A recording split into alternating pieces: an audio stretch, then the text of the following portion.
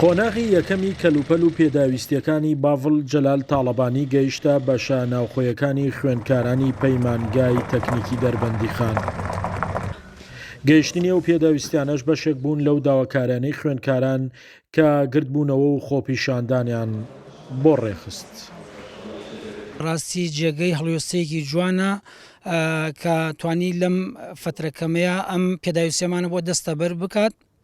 پێداویستەکانیش بۆ هەردوو بە شەناوخۆی کوڕان و کچانە ئەوەی کە داوامان کردو ئەو لوژنە بە ڕێزا هاتنە بەدەم داواکاریەکەمان و هەمویان تۆمار کردو و بە قۆناغ دەگات بە دەستمان بۆ ئێمە بنای خۆمان و دەستخۆشیمان ئاراستەی کاک باڤڵ جەلال تاڵەبانی دەکەین کە هاوکاری خۆیان کردو بۆ ئێمە و کە پاڵپشتی خوێندکارەکانمان بوون. ئێمە شۆک و لیژنەی نوێنەرایەتی پەیمانگای تەکنیکی دەربەندیخان دایم لەگەڵ مافەکانی خوێندکار بووینە و دایم پاڵپشتیان بووینە. دەستخۆشی خۆمان ئاراستەی ئەو لیژنە بە ڕێزەشەکەین کە هاتن لەگەڵمانە هاوکارمان بوون. ئێمە پەیوەندی تەواومان لەگەڵ لیژنەکانە هەیە. بەشێکی تر لە پێداویستیەکان بۆ زانکۆ و پەیمانگاکانی سنووری ئیدارەی گەرمیان بوو. جگە لەوەش بڕیارە دوو باڵەخانەی بەشی ناوخۆی کوڕان و کچانی زانکۆی گەرمیان لە کەلار و خانەقی نۆژەن بکرێنەوە لەگەڵ دروستکردنی باخچە و فراوانکردنی ڕووبەری سەوزایی.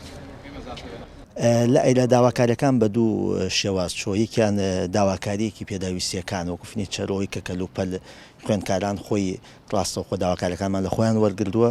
دوو هەمیش دەرخسەی تایبەت کراوە بۆ نۆژەنکردنەوەی ئەم باڵەخانانە. ئێمە 4 باڵەخانە هەیە، دوو باڵەخانی بەشە ناوخۆی لە کەمپی زانکۆ بۆ کوڕان و کچان، هەروەها لە خانەقینیش دوو باڵەخانە هەیە، ئەویش بەشی ناوخۆی کوڕان و کچانە.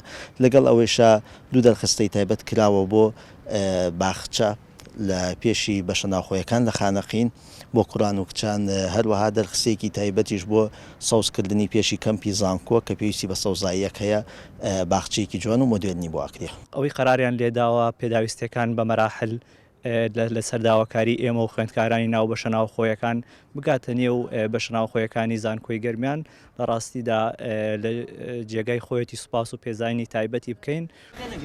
بڕیارە لە ڕۆژانی داهاتوودا قۆناغی دووەمی کەلوپەل و پێداویستیەکان بگاتە دەست خوێندکاران و بەمەش ئەو ئاریشە و گرفتانەی کە خوێندکاران لە بەشە ناوخۆیەکان هەیان بوو کۆتایی دێت و شتێک نامێنێتەوە کە بۆیان جێبەجێ نەکرابێت.